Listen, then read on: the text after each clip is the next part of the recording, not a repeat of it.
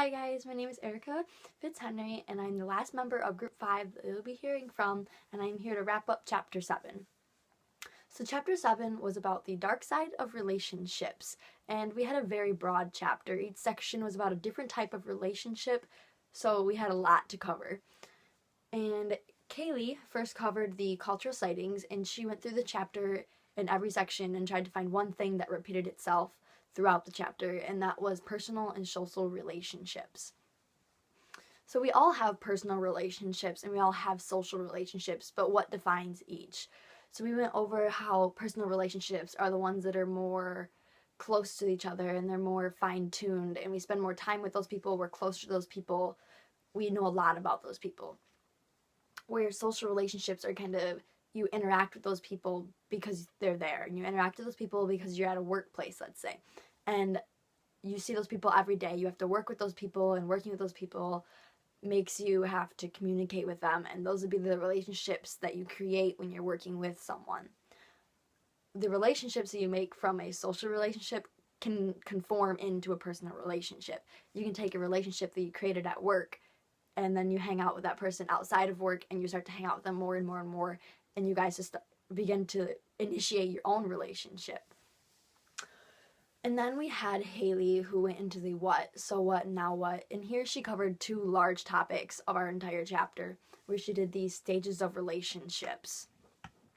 There are 10 stages in these relationships, and they're the initiating stage, the experimenting stage, the intensifying stage, the integrating stage, the bonding stage, the differentiating stage, the circumscribing stage, the stagnating stage, the avoiding stage, and finally the terminating stage, which we all hope our relationships don't come to.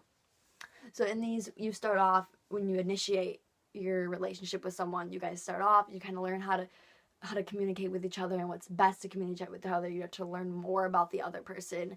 And then there's the intensifying stage. So not all relationships get to, because not all relationships are going to end up as intimate as others. So when things start to intensify then and integrate, and people start to become like the other person, and then you start bonding with someone, and that's when you truly get to know who somebody really is and really start to develop a relationship with them. And then there's a differentiating stage that we all hope our relationships don't endure over and over and over again, but some can, and that's where you start to argue, and you start to realize that one person in a relationship likes to do one thing, but the other person likes to do the other thing. And then you have to kind of work together through the circumscribing stage, and then the stagnating stage is things start kind of leveling out, where you're like, hey, this relationship might not work very well. You start to avoid each other, and you're in the avoiding stage now, and then the relationship ends, and that would be the terminating stage, where both people mutually agree, like, hey, I don't think this relationship is working, and then it's kind of just gone real quick like that. The next thing she covered was family types.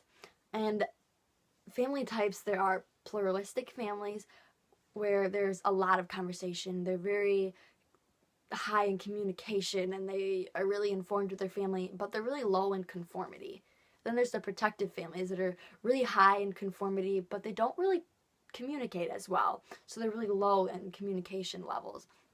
And every family is different, because we have like your origin of your family and where you came from, and your orientation is like how your family presents itself, the things your family does, and then you have your family traditions. Like every family has different traditions, and it makes every family different. Like one family might go play golf on the 4th of July, while one person might spend their whole weekend on the lake, or it just makes every family different, and like it gives every single person an own like individuality. So that was a quick wrap up of Chapter 7, and we hope that you guys got as much out of this chapter as we did. Thank you!